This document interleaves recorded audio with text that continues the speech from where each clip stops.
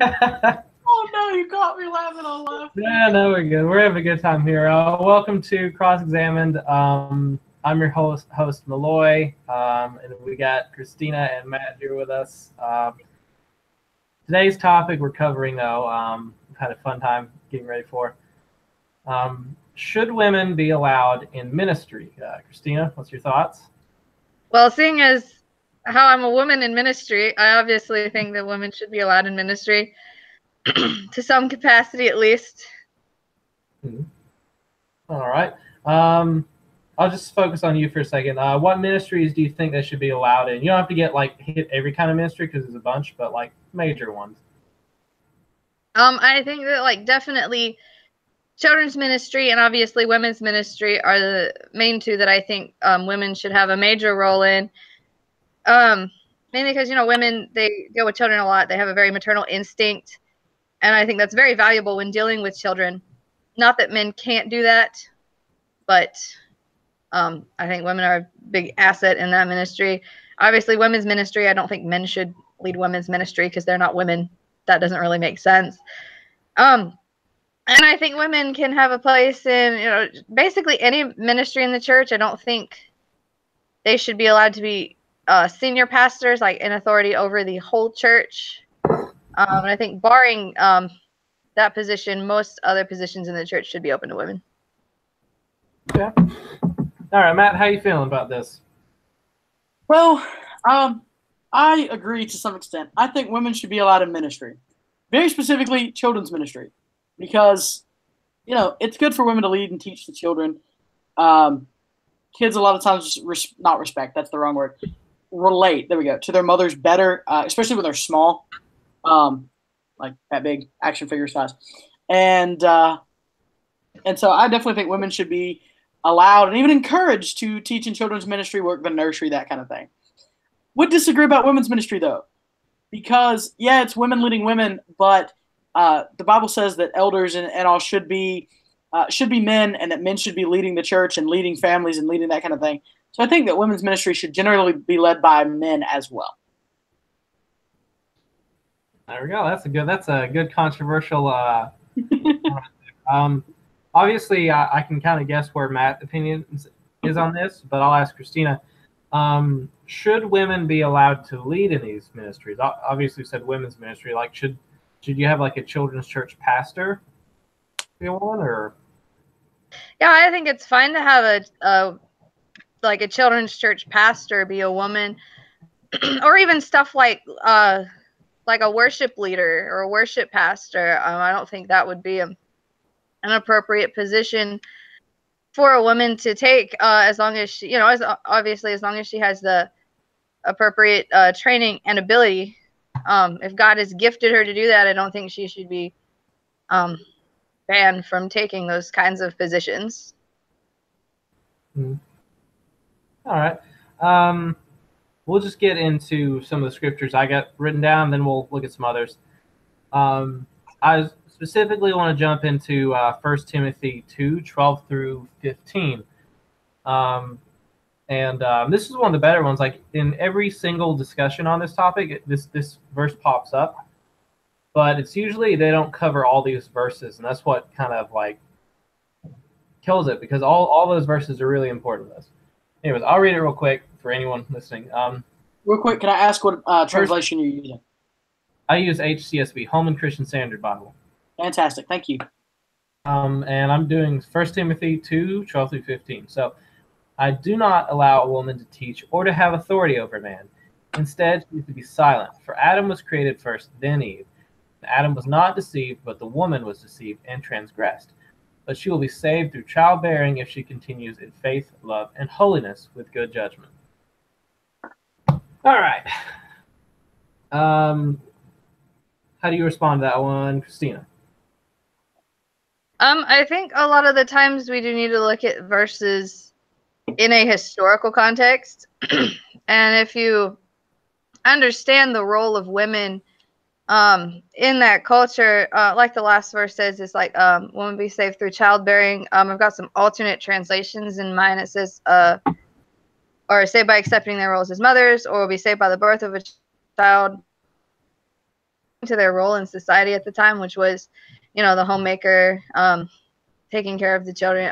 I think they shouldn't shun that responsibility to try and be leaders in the church.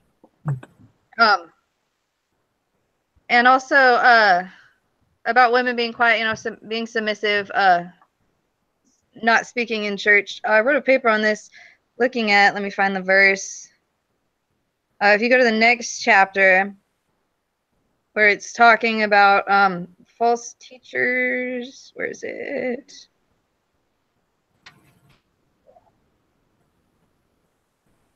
Maybe it's not the next chapter. Hold on. Yeah, the next chapter is on qualifications. Oh, no, I'm looking at 2 Timothy. Okay. The verse I was looking at is 2 Timothy 3. And it's really just the whole part of 2 Timothy 3, but verse 6 says, it's talking about false teachers. They're talking about they're the kind who work their way into people's homes and win the confidence of vulnerable women who are controlled by various desires. Such women are forever following new teachings, but they are never able to understand the truth. So a verse like that would imply that in Timothy's context, they have a problem with certain women in the church who would be less educated than the men listening to these false teachers because they don't know any better. And so I think that also might explain why he would not allow women to teach in that instance, because they're less educated. They've had a problem with the women in the church that needed to be addressed later on as well. Yeah, I just think when dealing with those kind of verses, you need to look at the whole historical context and not just what the verse says or what the verse seems to say. Yeah, follow-up question with that. Looking back at the verse I just read, why do you think, and I know this comes to mind because this was a question I debated for a while. Why does Paul, say women should not be allowed to teach or have authority over a man? And those 3 verses after, he quotes the Genesis story as the reason why. Yeah, and I think that those verses are mainly focused on the part where he says talks about letting them have authority over men, because if you look at the the story of Adam and Eve, after the fall, God did punish Eve by making her submissive to Adam in that relationship.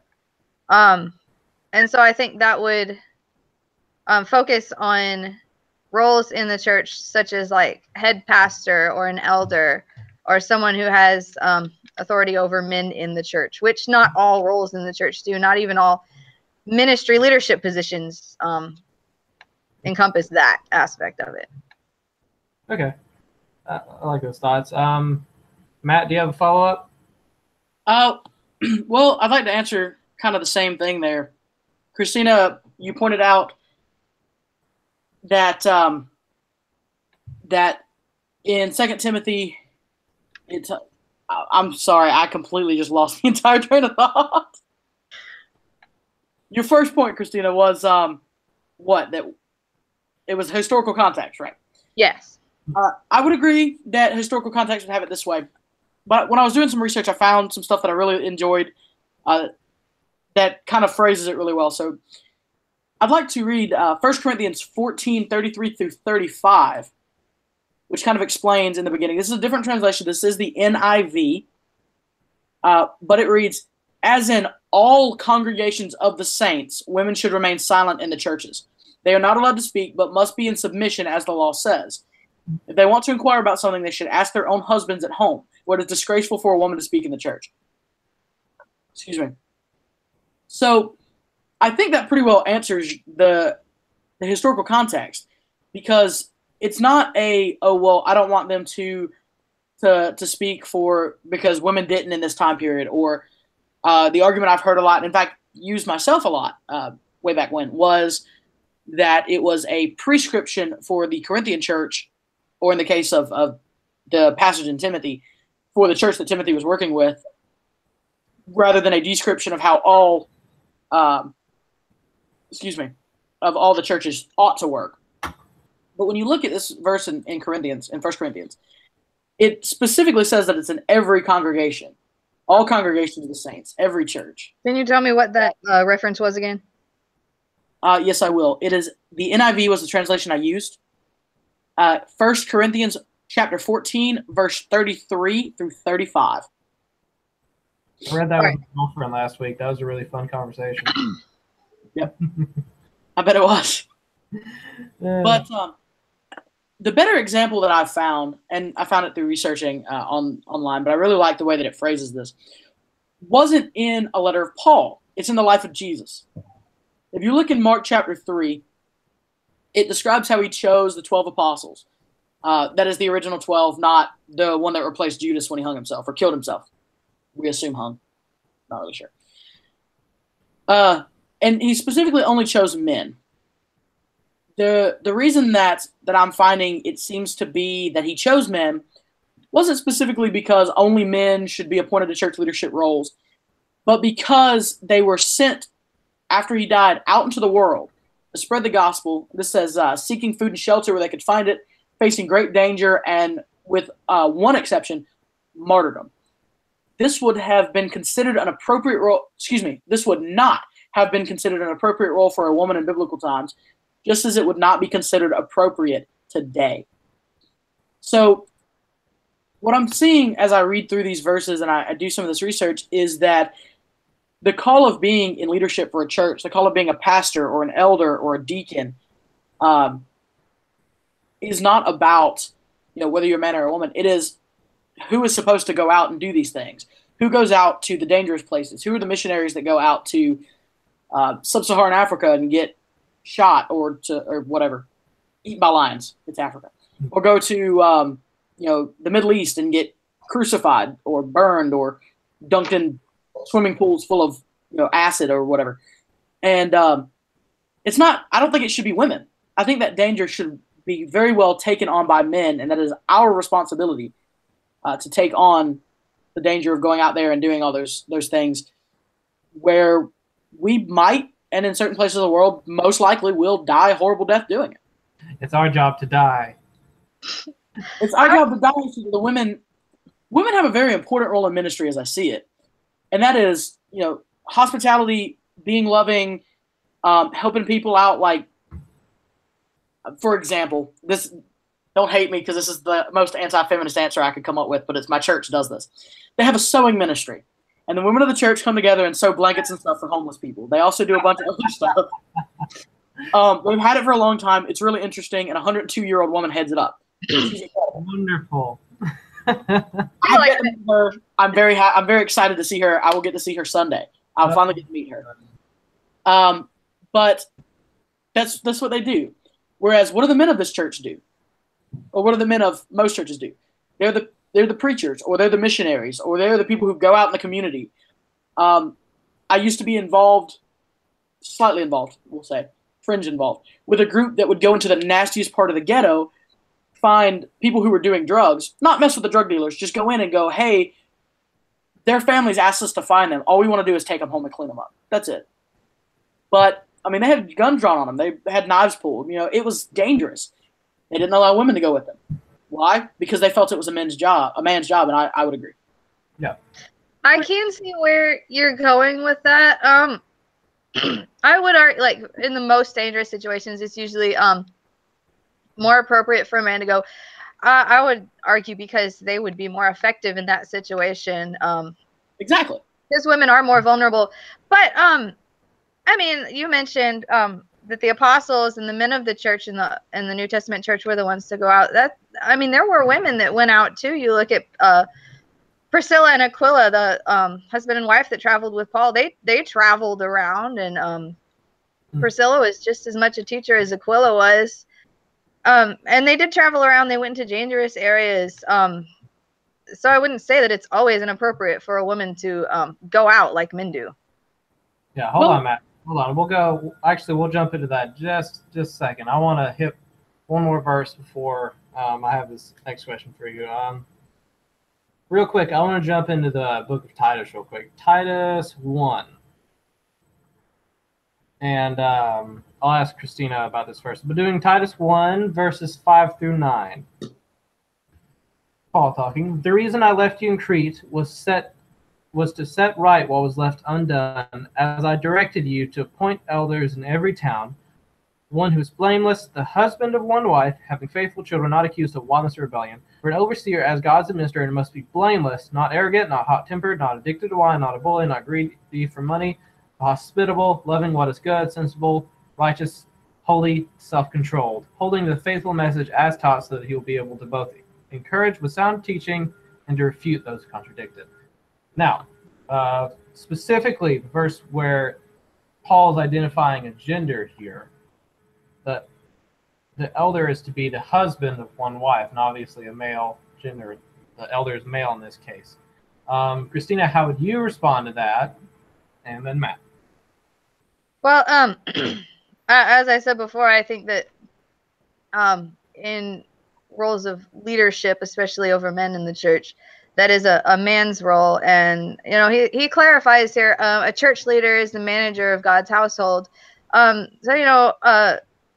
Like a family is sort of a smaller example of the church, which is God's family, and God has placed men as the head of, the basic family household, which I think would bleed over into church leadership as being man-led. So I think that makes perfect sense in this context, as long as you don't take these verses and make them mean something they don't say, like for example, taking them and applying them to a position that's not an elder in the church.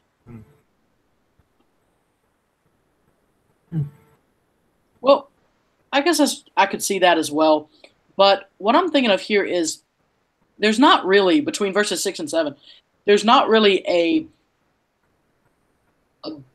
really good, clear line between an elder and an overseer. Do we consider them to be separate job descriptions? Yes, probably, due to 1 Timothy chapter, I believe it's 3. Let me see here. Yes, because we have overseers and we have deacons. So for overseer, I'm thinking pastor. Obviously, we're looking at a pastor being a man. I believe you said that as well, Christina. That the head pastor would generally be a man, or should be a man. But let's see here. But for the elder as well, the husband of one wife, faithful children, and then when you go down to 8, again, there's not really a clear line here. It does say is that he must be hospitable, devoted to what is good, sensible, upright, devout, self-controlled. He must firmly hold to the faithful message, that sort of thing. Now, when you look over in 1 Timothy 3, which is the one I like a little bit, it's a little bit clearer to me. When you're talking about somebody who manages the household, it's still talking about a man being the manager of the household, the man being the one who leads the family into success, but also is the one who takes the blame for any damage or any failures of the family as a unit. And so I personally believe that as far as we're talking about a family, for the sanctity of that family, it needs to be one person, like the buck stops here kind of thing. And that it should be the husband, because that's how it's laid out for us, not just here, but in chapter 2, where we're speaking of Paul does bring up not it should be men because I think it should be men, but it should be men because the Genesis story. It doesn't go back, a decade. It doesn't go back 2 decades. It goes all the way back, however many thousands or millions, billions, whatever you believe, of years to the very, very beginning of humanity. Mm-hmm. Okay. Christina, do you have a response to that? Otherwise, I can move on to my next question. No. I think I agree with what he was saying. Okay. The only question then, starting up, Matt, guess? Yeah, I had one more little piece of that. Sorry. All right, go ahead. Specifically in 1 Timothy 3, it also gives a verse in chapter 3, verse 11, speaks specifically to their wives. Mm-hmm. Only men have wives. So it goes back kind of to that. It's a very implied gender. Right. Yeah. Okay. Then my next question, start with Christina. What scripture or scriptures would you use as the crux of your standpoint? And obviously, there's nothing that's completely irrefutable. Otherwise, this debate would be over with centuries ago. Right. Yeah. Like, I'm not going to say there's a verse that's like women should be allowed to do this and this and this in ministry. But I think what is important in this argument is to look at the examples in Scripture. Like I mentioned before, Priscilla and Aquila. In Romans 16:3, we've got Paul saying, "Give my greetings to Priscilla and Aquila, my co-workers in the ministry of Jesus Christ." So he sees them as equal workers in Christ. There's also a passage where Priscilla and Aquila hear someone preaching in the synagogue, and then they take him aside and or explain Scripture more accurately to him. It doesn't just say that Aquila did that; it was Priscilla as well. So both of them were teaching him. Let me see, Romans 16:1, Paul talks about Phoebe, who is a deaconess in the church, and we can look in the Old Testament at Miriam. She was a prophetess. All of these people were spiritual leaders and had very active roles in the church. None of them were heads of churches or anything, but that doesn't mean they weren't allowed to speak or teach or anything. They obviously, like deaconesses and prophetesses, obviously had very active ministry roles. Mm-hmm. All right, Matt, what's your positions, or if you got a rebuttal, go ahead. Well, the only thing I have there is the Bible does teach, particularly when you're talking about the Old Testament, the prophetesses, or Deborah the judge, that kind of thing. Deborah's kind of a special. I'll get to her in a second. But it tells us, yes, they had these positions. What it doesn't specifically say, as far as I know, and maybe I missed it somewhere, but I haven't found it yet. What it doesn't say is God appointed them to do this. It says they did that. That doesn't mean they were supposed to. Just like, full disclosure, my church, I disagree with it, but my church has female elders and female deacons. Did God call them to it? I don't believe so. I think they do that, but that doesn't necessarily mean that's what they're supposed to be doing. So it is a description of what was going on, not necessarily God going, this is how it's supposed to run. I mean, the Old Testament also tells us what the world was like before Noah. Doesn't mean God wants us to act like that. All right, that's fair. I would look at Paul specifically commends the deaconess Phoebe, though, saying, hold on, let me look it up. It's Romans 16. And I'm not saying that Paul is infallible, but he's a pretty good. With it being actually included in the canon, let's go on and assume it's infallible. That's fair. That was not sarcasm either, for the record. No, I'm just saying, sometimes Paul's like, I say this, not God. This is just my opinion. He does say that in the Scriptures. It says, I commend to you our sister Phoebe, who's a deacon in the church at Centria. Welcome her in the Lord as one worthy of honor among God's people. Help her in whatever she needs, for she has been helpful to many, and especially to me. I would argue that doesn't just describe what she's doing. Paul's commending her to the church and telling them, hey, help her out. Give her what she needs in order to fulfill the ministry God's called her to. I would agree. My rebuttal to that is, what is the actual word used there? Because all the translations I have of Romans 16 say servant or something similar, not deaconess, not overseer.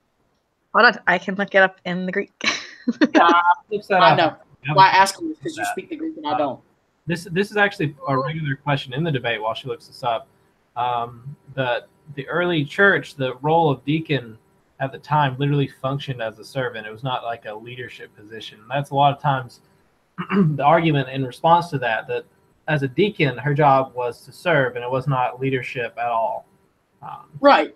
And I would agree with that as far as if there's a title for somebody who just serves, like there's a lady here, wonderful lady.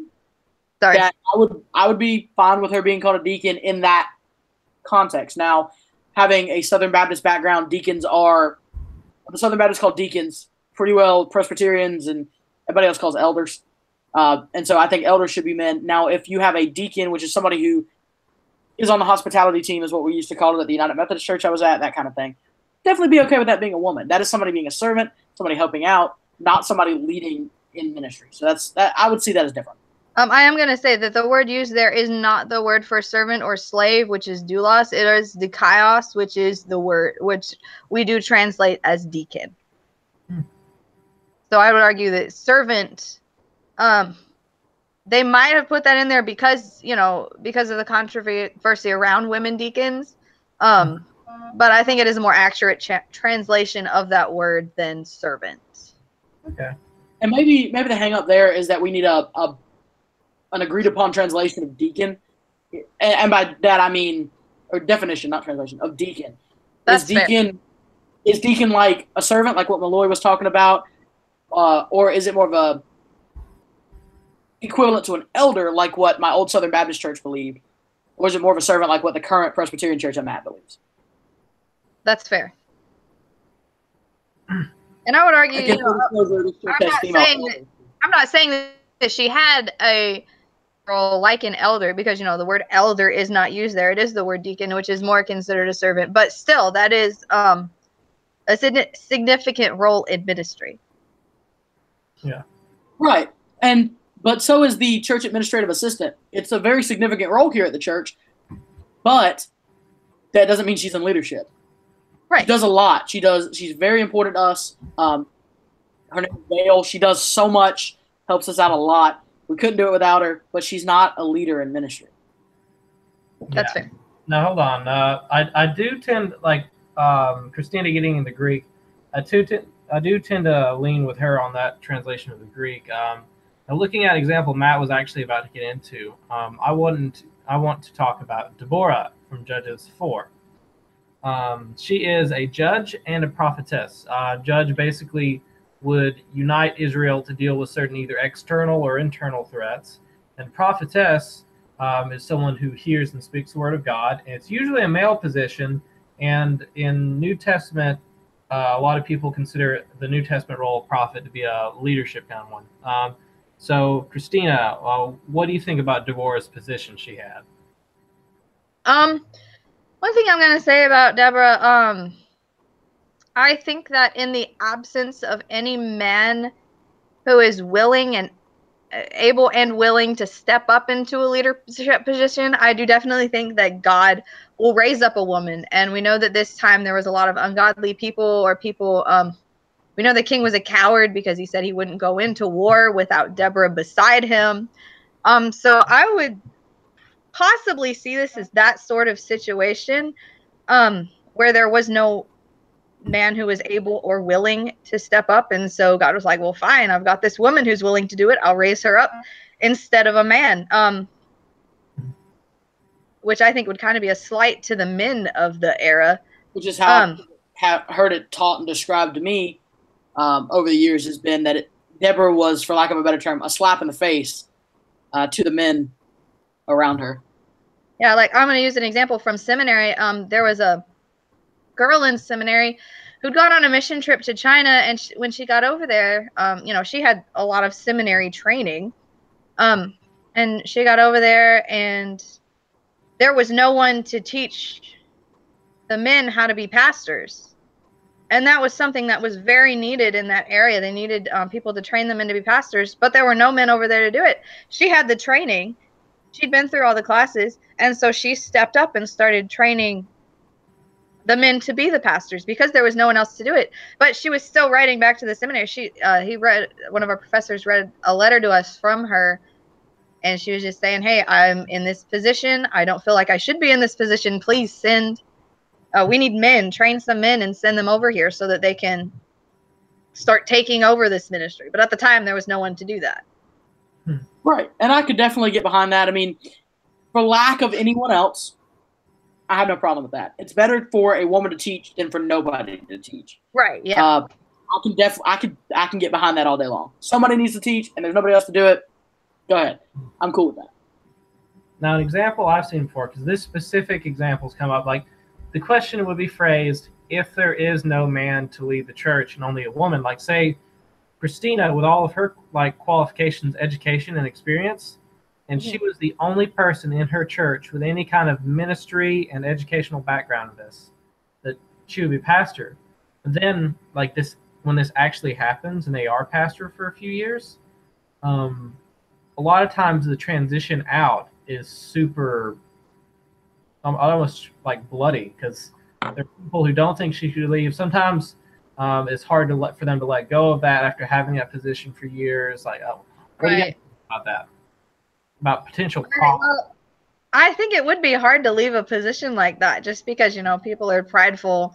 Um, they don't like change. They like where they're at, especially if it's a position of authority like a pastor. It would be hard for a woman to step down and let a man take over. But I do think that's what would be necessary if there was a man that came along willing to take the position with equal training to her. I think it's her position to step down and let him take the lead. I don't think it would be inappropriate for her to stay on as, like, say, an associate pastor or something, even if that's just temporary, because she knows the church. She knows the people. She's the one that's been working with them for all these years. And so she still needs to have a very active role in ministry because this new person might not know what needs to be done in the church, and he doesn't have the relationships that she's built. And I think that also shouldn't be overlooked. She shouldn't just be, like, oh, okay, you're done. Now just go do something else now. I think she should still be allowed to keep an active role, especially with all the relationships that she's and the trust that she's built in that church already. Yeah. Okay. I could agree with her. But still in submission to the male leader. Yep. Okay. That was going to be the caveat I added on, so I'm good with that. Right. Yeah. Okay. So similar question. This is more playing with hypotheticals, because that's a lot of what comes up. A lot of times when people talk about this, it's like what if situations. So in a specific situation, say a woman in the church, she's been in there for a long time. She's educated. She knows the scriptures. Like her theology is not in question, but she feels really convicted with the word God gave her that she needs to speak on a Sunday service. Now, maybe not the whole sermon, too. Let's make it the whole sermon. So should she be allowed to? She's not operating as pastor. She's just preaching. Should she be allowed to? Well, the whole idea here is that when you're reading the Titus and Timothy and 1 Corinthians, is that women shouldn't be teaching. Being a pastor, and I'll break it down kind of the way that I've always understood it. Being a pastor, you're teaching. A minister, you're going out and helping. And then a director, you're just kind of administrating the area. So my last church, I was children's director, for lack of a better term.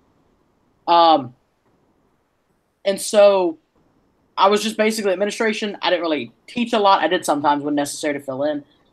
But that wasn't part of my role. Here, official titles aside, I'm a youth minister. I teach the kids. I go out and help, or youth pastor, really. I teach the kids. I go out and help in the community and that kind of thing. But I'm still under the authority of my lead pastor, my senior pastor. So I would see that as, no, I don't think that they should be teaching or preaching a sermon or anything like that to the adults. Again, children I see as being different. So as far as to answer your question, no, they shouldn't be filling in for the sermon. They should find a man. One of the elders generally would be the one to step up for that. Okay. Christina? I think it really depends on how it's presented. I don't think it would be appropriate for a woman to, like, come up and preach a sermon. But I don't think it would be inappropriate for a woman to come up and, say, give her testimony. A testimony wouldn't be teaching. No, that's what I'm saying. Or even like a small related, lesson that she's learned through her testimony. Which, I mean, that could be considered teaching in a way. We do that sometimes at our Celebrate Recovery. We'll have women come up and give their testimonies, and I think that's perfectly fine. I do disagree with Matt in that women shouldn't be allowed to teach at all. I think God has given some women an amazing gift of teaching. I think of women like Beth Moore. She's an incredible teacher, and if you ever listen to any of her teachings, I don't see how anybody could say, oh, no, she shouldn't be doing that. God's clearly gifted her in teaching, but she would never call herself a preacher. She would never do that. She would call herself a teacher, and she does minister specifically to women. I also don't think she would ever say, hey, I need to preach on Sunday morning. But, you know, if a man were to sit under her teaching, he could learn something just as well. Not to say that she would be in a position of authority over him, but she does have a lot of good teaching. Yeah. I would generally say that men don't need to be sitting under her, not because it's Beth Moore. There's a lot of stuff out there saying that she's bad. I don't know. I don't care. In this particular argument, I don't care. Let me clarify. Yeah, this particular argument, I don't care. Bad teaching is bad teaching. I care about that. But as far as her leading women's ministry or teaching women, I don't necessarily agree with it. I do think a man should be the one teaching, but I find that's more of a secondary doctrine in itself. Secondary even to this, or maybe even a tertiary thing. Should women teach to women? And maybe that's a different topic. Personally, I don't think so, but I have no. Yeah, it's not a super big problem. Big follow-up question with that, because Matt actually brings up a really great point that all Christians kind of need to ask themselves if they are of the opinion of you guys, and that should Christians and churches work with other churches who do have lead pastors who are women, or should that be like, hey, we disagree with the way you're running things, and we're going to let you do your own thing over there? Like, can we cooperate ministry? I mean, I think a church can do cooperative ministry without submitting to the authority of the helping church's pastor, if that makes sense.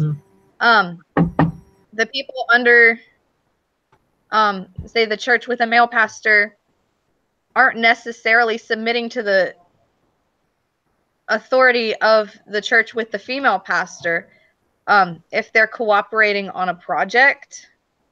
So I'd say as long as the church with the women pastor doesn't have any like blatantly heretical teachings that they're going with, blatantly heretical or otherwise, I suppose it wouldn't matter. But yeah, as long as they're not putting their people under her authority, I don't think that would be a necessarily bad thing. If that's the only issue with the church, is that they have a female pastor. Yeah. Well, the problem there is if you're reading here that say the way I think, women shouldn't be pastors. Okay, great. A woman being a pastor would be by definition heretical. So at that point, should we work together as churches? Yes. We need to insert the extra heresy meme on the screen. Patrick, get on that. Okay, and but as far as should they do ministry together? Absolutely. Should the female pastor be the one in charge of organizing it from her church's side? Absolutely. Because that's how they believe it, and I can't. I'm not God. I can't walk in and be like, your pastor's not qualified, and smack them across the face. I can believe it, but I can't. There's nothing I can do about it. Should they be in charge of, if you got a couple of different churches and they come together and, one of them kind of makes the final decision or is the chairman of whatever group they put together to run this joint ministry, should that be the female pastor? Absolutely not. Yeah, and I would agree with that.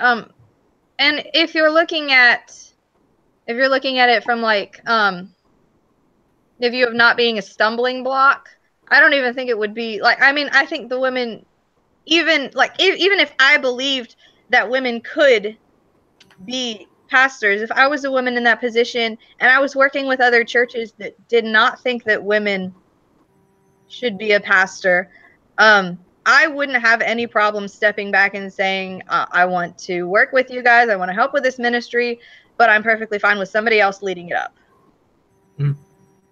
Yeah. Typically, I think a better answer to that also, although I like how you put that, I really do, might even be to go so far, depending on the churches involved, to go so far as to say you have a lead female pastor and a male associate pastor. Let the male associate pastor be the your church's representative on that group of pastors. Yeah. so as to not cause a stumbling block. But that goes to stumbling blocks. That's a little bit different than what we're talking about. But I really wanted to address the way you said that because I really liked it. Okay. Final question I've got is cultural. And so during this past election, during the primaries, one of the primary candidates for the Republican Party was a woman. I can't remember her name for the life of me, even though she was really cool. She was a CEO beforehand, and now she's running for president. She is a Christian, and she had a big conservative Christian base. And a lot of these people are the same ones who believe women should not be pastors or other leadership positions in the church. So to me, it was ironic that they don't believe women should be spiritual leaders, but they were wanting her to become leader of the greatest country on earth.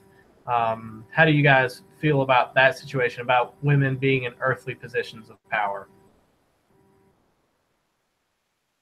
I think that's like almost a completely different topic, because I see the women being submissive to men.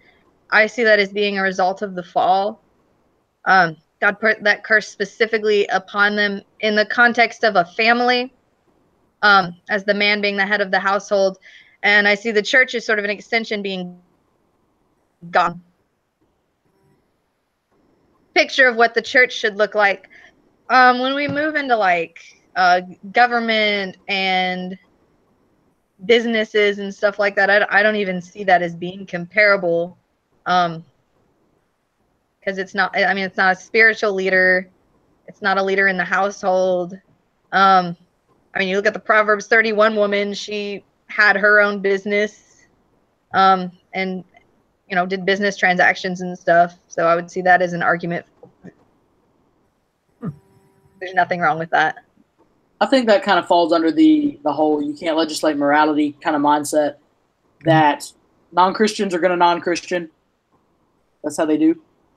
And so I don't see a problem necessarily with a female president or something like that. And the woman's name was Carly Fiorina, in case you were wondering. Hey, thank you.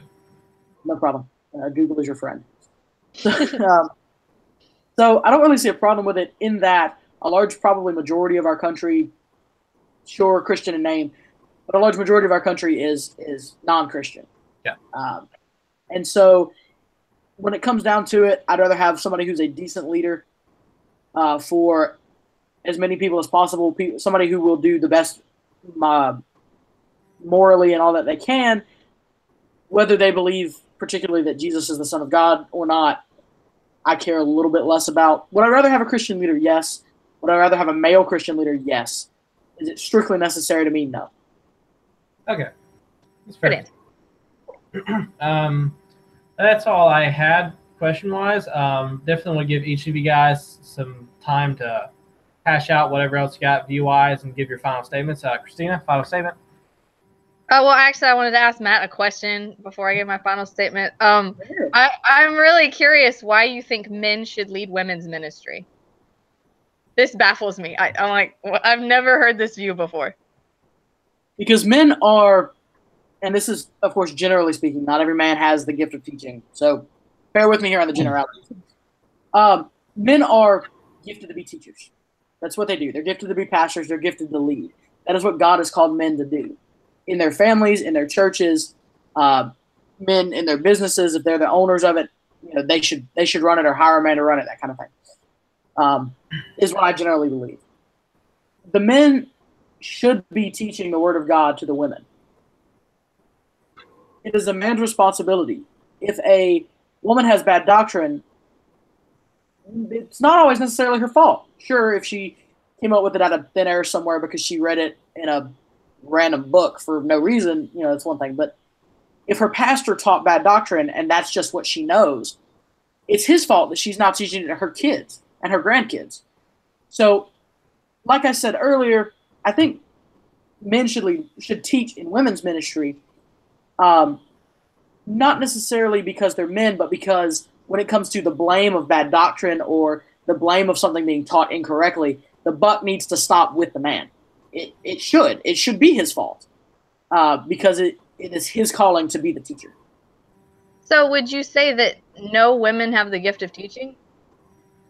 I wouldn't say they don't have the gift of teaching necessarily, but generally speaking, I believe most women who have the gift of teaching, if not all of them, are gifted to teach children. Do I think they could teach other women? Yes. Do I think they should be leading women's ministry? You're the one who made the difference earlier as far as the difference between a pastor and necessarily a teacher. No,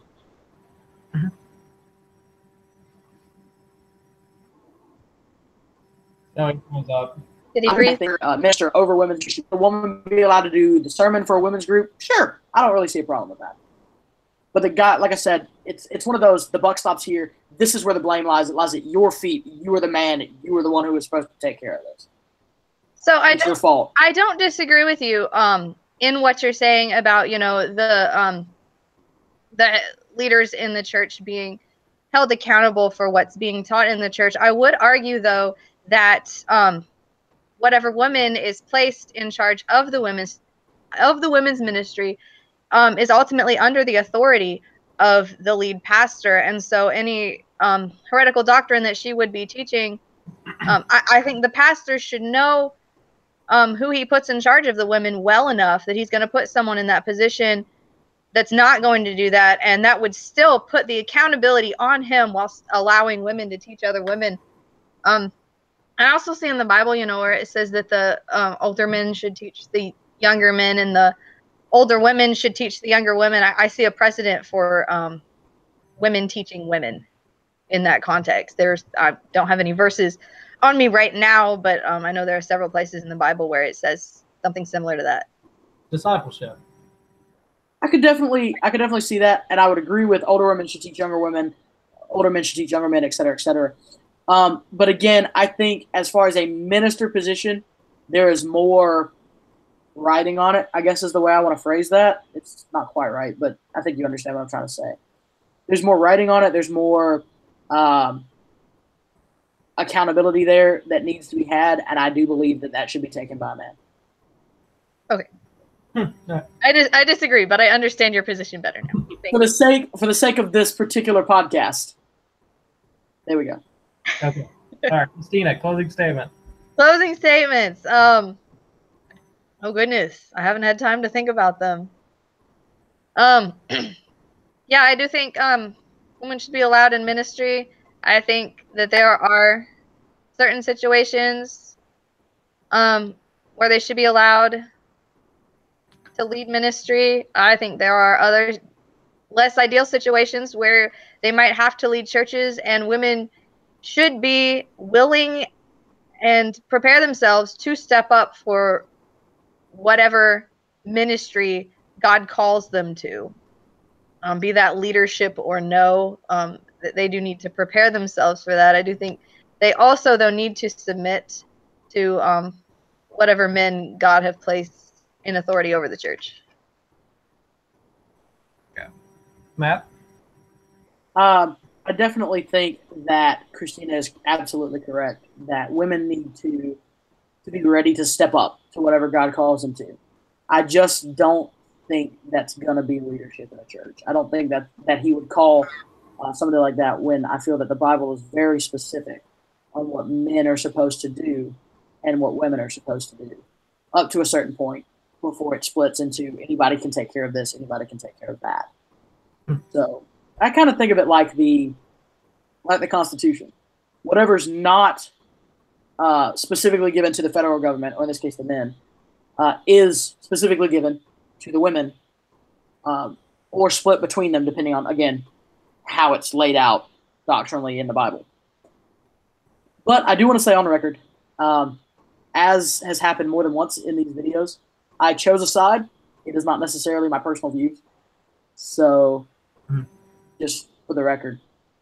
Yeah. Ironically, I didn't realize this going into this discussion. This is my closing statement. I probably have the most liberal view of the three here. My view, closing, is I do not think women should be lead pastors. I think the church is created to be an image of the family, and the family is the image of God. Ideally, the leader should always be a male, just as the father should always be the leader, because we're creating an image of our relationship with God. But ideals never play out. I mean, just look at real world families. How many families are just born in perfect situations? How many times does the father have to work 60 hours a week and is never present, et cetera, et cetera? So there are situations where women have to step up in those leadership roles that aren't normal. They're not ideal. They shouldn't be permanent, but that's how it happens sometimes.